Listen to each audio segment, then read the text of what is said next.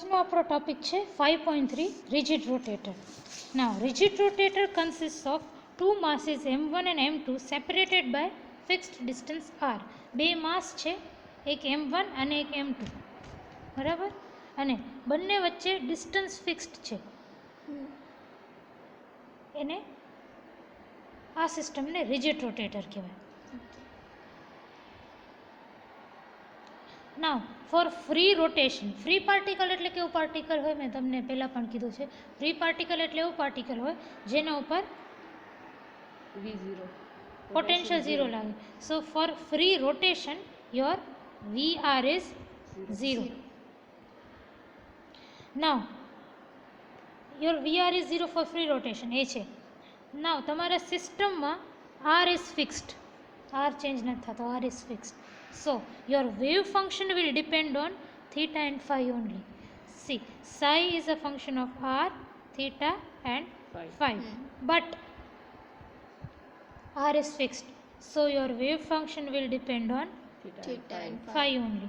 Now in spherical polar coordinates, the Schrodinger equation for relative motion reduces to. Now spherical polar coordinates માં તમારું equation કેવું હોય?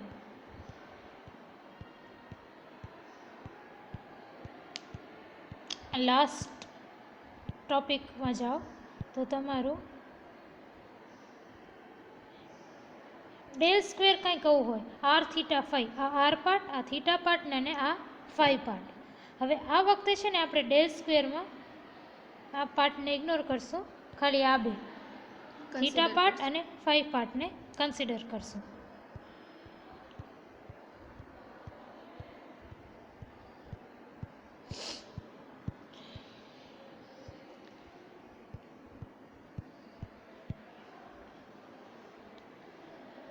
તો જો થીટા પાર્ટ અને ફાઈ પાર્ટને કન્સિડર કરેલું ઇક્વેશન છે. લાસ્ટ તમે થિયરીમાં જોયું કે H psi is equal to E psi. Now આ જો ઈ સાઈ છે અને આ છે આપણું એચ. કેવી રીતે આ એચ છે? જો આ એચ ઈ સાઈ અને આ એચ સાઈ. હવે તમને ખબર છે કે H is equal to K E plus PE. Now potential energy is 0, તો ખાલી કે ઈ થાય. અને કે ઈ શું છે? P square by 2m. P square by 2m. 2mની જગ્યાએ હું શું રાખું? 2 મ્યુ, કારણ કે મ્યુ રેડ્યુસ્ડ માસ છે. બે માસીસ છે તો m1 ને m2 નહીં કન્સિડર કરી શકું, રેડ્યુસ્ડ માસ આપણે કન્સિડર કરશું. So P square by 2 mu. So your H is equal to P square by 2 mu. Now P is equal to minus IH cross del. આ યાદ છે તમને? સો P square is equal to minus H cut square del square. That is minus H cut square del square by 2 mu. See, minus H cut square by 2 mu અને del સ્ક્વેરની જગ્યાએ મેં તમને કીધું del square આમાંથી આરવાળી part આપણે આરવાળી જે first term છે એ consider નથી કરવાની. So H psi is equal to E psi. અને ઓનલાઈનવાળા સાંભળો છો એ આગળનું લેક્ચર જોયા વગર આ લેક્ચરમાં તમને ટીકા ટિપ્પણી નથી કરવાની કે સમજાણું નથી, આમ નથી થયું, તેમ નથી થયું. જોઈ લેજો. હા, હવે આ minus h cut square by 2 મ્યુને તમે પેલી બાજુ લઈ જાઓ તો 2 mu e by h cut square થશે. અને પછી શું કરો તમે? જો અહીંયા બંનેમાં આર સ્ક્વેર છે તો બંનેમાંથી આર સ્ક્વેર કોમન કાઢીને આ બાજુ લઈ જાઓ તો 2 mu e by h cross square તો હતું જેની સાથે આર સ્ક્વેર આવી જશે. પછી અહીંયા આ માઇનસ આમ બાજુ ગયો, પછી આ બાજુ જ્યારે પાછું આવશે તો પ્લસ થઈ જશે. તો આ ઇક્વેશન 24 જેવું આવી ગયું. નાવ તમને mu R square is equal to moment of energy I ખબર છે, I is equal to M R square. તો મ્યુ આર સ્ક્વેરની જગ્યાએ આઈ પુટ કરી દીધો અને આને એક કોન્સ્ટન્ટ લીધો. આ જે છે ને આટલો 2 કોન્સ્ટન્ટ, પછી આ મ્યુ આર સ્ક્વેર એટલે I constant, E constant, H cross square constant, તો આખું કોન્સ્ટન્ટ એને લેમ્ડા લઈ લીધું. નાવ વેવ ફંક્શન કોનો ઉપર ડિપેન્ડન્ટ છે? Theta and psi only. તો આપણે આ વેવ ફંક્શનને સેપરેટ કઈ રીતે કરશું? થીટા એન્ડ ફાઈના ફંક્શનમાં. હવે આપણે ફરીથી ઇક્વેશનને સેપરેટ કરવાનું છે. તો લાસ્ટ થિયરી મેં કર્યું એ જ આખી પ્રોસિજર રિપીટ કરો. આ જે સાઈ છે એની જગ્યાએ theta and phi function put કરી દીધું. હવે થીટા અને ફાઈ ફંક્શન પુટ કર્યું, એમાંથી હવે થીટા ઉપર કોણ ડિપેન્ડન્ટ છે? થીટા ઉપર થીટા, સ્મોલ થીટા. હા, કેપિટલ થીટા ડિપેન્ડન્ટ છે. ને આ થીટાના રિસ્પેક્ટમાં કોન્સ્ટન્ટ હશે. તો અહીંયા તમે જ્યારે પુટ કરશો ત્યારે આ બારે આવી જશે. હા હા, એટલે બે છે એનામાંથી એકનો ડિફરન્શિએશન હા, કરશો. એટલે જો કારણ કે થીટા ઉપર ખાલી આ ટર્મ ડિપેન્ડન્ટ છે, તો અહીંયા જુઓ અંદર કેપિટલ થીટા રહેશે અને ફાઈ વાળી ટર્મ છે એ કોન્સ્ટન્ટ છે, તો એ બારે આવી જશે. Plus 1 okay. Now second term ઉપર આવી. અહીંયા સેકન્ડ ટર્મમાં del square psi by del phi square. Now phi ઉપર કોણ ડિપેન્ડન્ટ છે? Capital phi. એટલે જ્યારે આ બે જો આ સાઈની જગ્યાએ આ પુટ કરવાનું. હવે કેપિટલ ફાઈ આના ઉપર ડિપેન્ડન્ટ છે, તો અંદર ખાલી કેપિટલ ફાઈ આવશે આ. અને આ જે છે એ ફાઈના રિસ્પેક્ટમાં કોન્સ્ટન્ટ છે, તો એ બારે આવી જશે કોન્સ્ટન્ટ તરીકે. બારે અહીંયા મલ્ટીપ્લાય થઈ જશે કોન્સ્ટન્ટ તરીકે. પ્લસ આ તો લેમ્ડા હતું અને પછી સાઈ શું છે? Capital theta into capital I is equal to 0. આટલું જ. Now dividing the whole equation by capital theta capital phi. તો અહીંયા આખી ઇક્વેશનને કેપિટલ થીટા કેપિટલ ફાઈથી ડિવાઈડ કરો, તો અહીંયા નીચે એક થીટા બચે અને સેકન્ડ ટર્મમાં નીચે એક ફાઈ બચે. અને આ ટર્મમાં આ બે જતા રહે. આપણે આના સાથે કેપિટલ ફાઈ અને કેપિટલ થીટા સાથે ડિવાઈડ કરું તો લેમ્ડા બચે. આવું બચશે. નાવ હવે લાસ્ટ ટાઈમ આપણે શું કર્યું હતું કે એકને આપણે આને છે ને બીજી બાજુ લઈ જાઓ. પહેલાં તો તમે આ બાજુ લઈ ગયા તો તમે લાસ્ટ થિયરીમાં જોયું હશે કે એક બાજુ ખાલી થીટા ઉપર ડિપેન્ડન્ટ છે અને એક બાજુ ખાલી ફાઈ ઉપર ડિપેન્ડન્ટ છે. એ ક્યારે થઈ શકે? કોન્સ્ટન્ટ. એ બંને એક કોન્સ્ટન્ટને ઇક્વેટ કરતા હોય તો. હવે આને તમે એક કોન્સ્ટન્ટને ઇક્વેટ કરી દો, આને તમે આ બાજુ લઈ જશો તો એક તો પહેલાં તો સાઇન માઇનસ થઈ જશે. આ બાજુ લઈ ગયા, સાઇન માઇનસ થઈ ગઈ. હવે આ minus whatever this term is એને તમે એમ સ્ક્વેર કહો. Last time M square. હા, આખાને આ ટર્મને પહેલાં તો આ બાજુ લઈ ગયા લાસ્ટ ટાઈમ જેમ, ને તો માઇનસ આવી ગયું. પછી રાઈટ હેન્ડ સાઈડ લઈને જે પણ રાઈટ હેન્ડ સાઈડમાં હતું એને એમ સ્ક્વેર કહી દો. લાસ્ટ થિયરી યાદ કરો, સેમ છે. પછી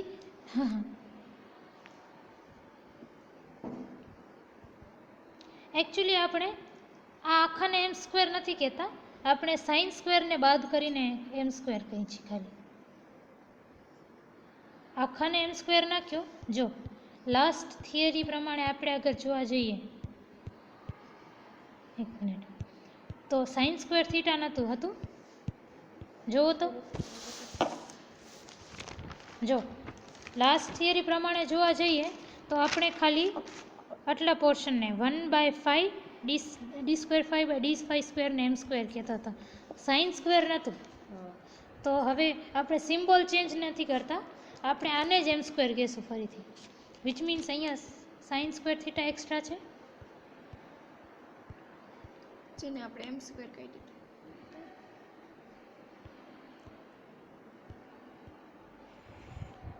આનામાં આ ઇક્વેશન આ સાઇન સ્ક્વેર થીટાને બાદ કરતાં આટલો પોર્શન એમ સ્ક્વેર છે. આ અને આગળની ટોપિકમાં જો મેં તમને બતાડ્યું આપણે એમ સ્ક્વેર કોને લીધું હતું.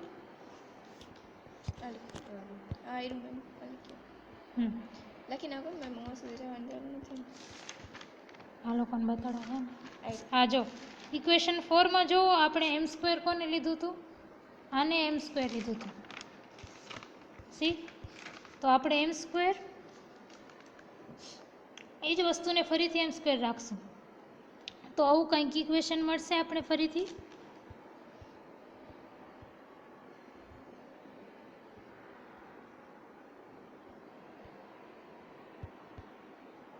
આવી ગયું.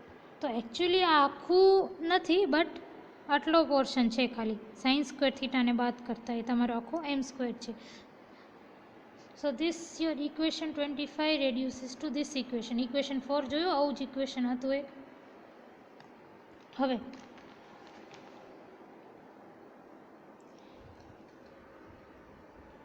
આટલા પોર્શનને તમે જુઓ તો માઇનસ એમ સ્ક્વેર થાય. હા તો પછી મેમ સાઈનને શું કર્યું? સાઇન એમ નીચે રાખી. જો હવે અહીંયાથી આ ઇક્વેશન કઈ રીતે આવી, ફર્સ્ટ ટર્મ સેમ રહી, પછી લેમ્ડા એમને રહ્યું, પછી એને એમ કહી દીધું. અગર 5 ને હું નીચે લઈ આવું તો 1/5 del square 5 by del 5 square is equal minus m square થાય. તો આની જગ્યાએ આટલા ટર્મ્સની જગ્યાએ અહીંયા મેં માઇનસ એમ સ્ક્વેર લખ્યું, sine square theta.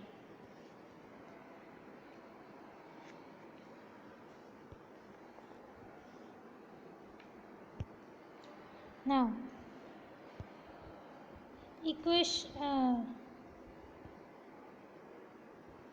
these equations are same as equation 4 and 5. Hence, the rigid rotator wave function are spherical harmonics ylm theta phi. હવે 25 and આ ઇક્વેશન્સ જુઓ, આ બંને ઇક્વેશન્સ જુઓ અને ફર્સ્ટ થિયરી યાદ કરો તમે. એમાં તમે 3 ઇક્વેશન 4, 5, 6 જોયા હતા. 4 કયો હતું? 5 પાર્ટ. 5 હતું થીટા પાર્ટ અને 6 હતું આર પાર્ટ. તો આ જો આ 5 પાર્ટનું ઇક્વેશન છે ને આ થીટા પાર્ટનું ઇક્વેશન છે. ફર્સ્ટ ટોપિક જો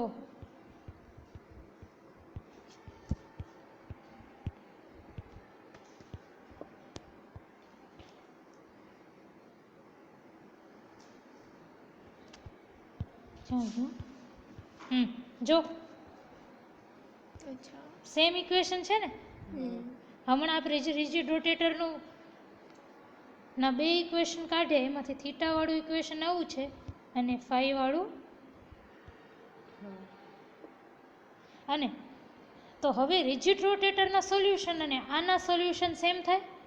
આપણે ફરીથી સોલ્યુશન જે આપણે આ બધી મહેનત કરી એ કરવાની જરૂર નથી. આપણે સિમ્પલી શું કરવાનું કે આનું 5 પાર્ટનું સોલ્યુશન ઉઠાવી લેવાનું અને આનું થીટા પાર્ટનું પાડ લેવાનું. હવે થીટા અને 5 પાર્ટના ઇક્વેશનને તમે સાથે લખતા તો એને તમે શું કહેતા? Spherical harmonics ylm theta 5. તો હવે રિજિડ રોટેટરમાં પ્રિસાઇસલી એ જ છે, ખાલી થીટા અને 5 પાર્ટનું સોલ્યુશન. તો તમે રિજિડ રોટેટરના સોલ્યુશનને શું કહેશો?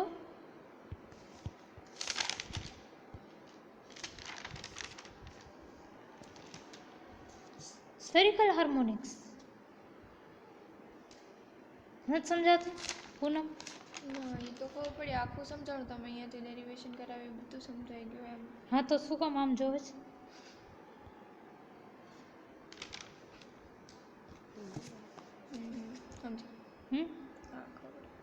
ના તમને ખબર છે lambda is equal to L into L plus 1. આથી આપણે ડિરાઈવ કર્યું આની થિયરી પહેલાં.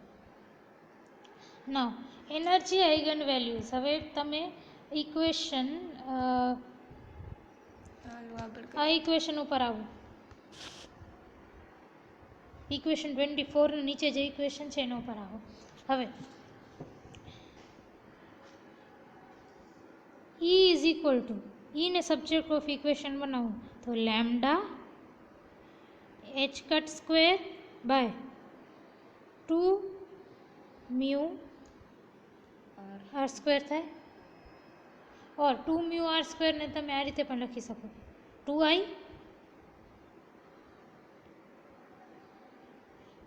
Lambda h cut square by 2i, lambda h cut square by 2i. Now lambda is equal two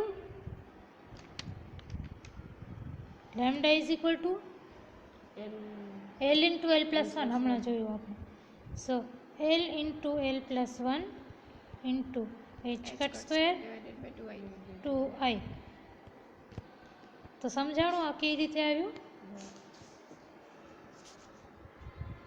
where L is 0, 1, 2, 3, 4, whatever it is.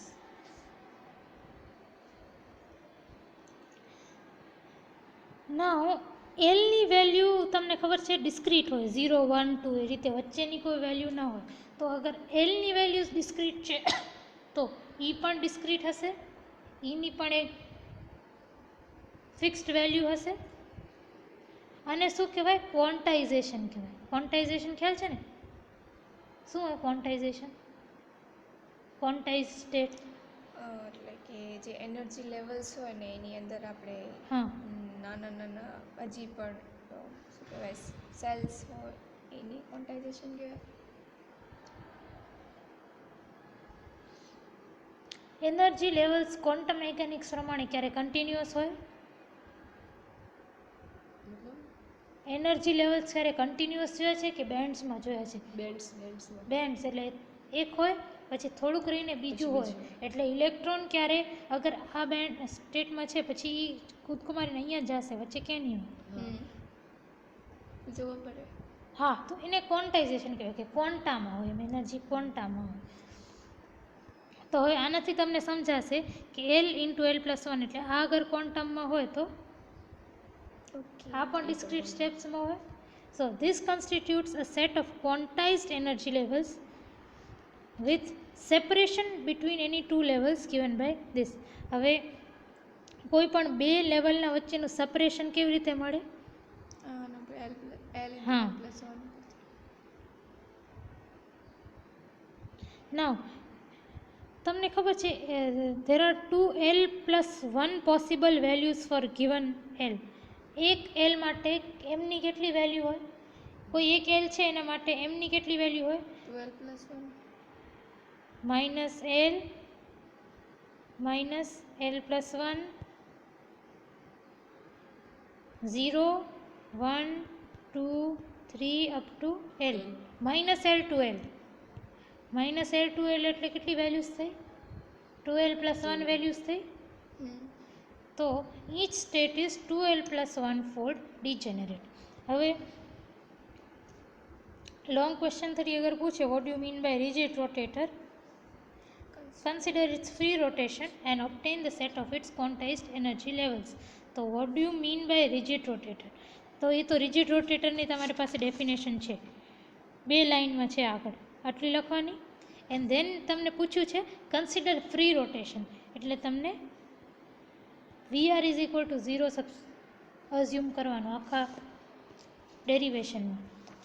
અને ઓપ્ટેન it's quantized energy state એટલે આ છેક સુધી અહીંયા સુધી ઓપ્ટેન કરીને છેક સુધી લખવાનું.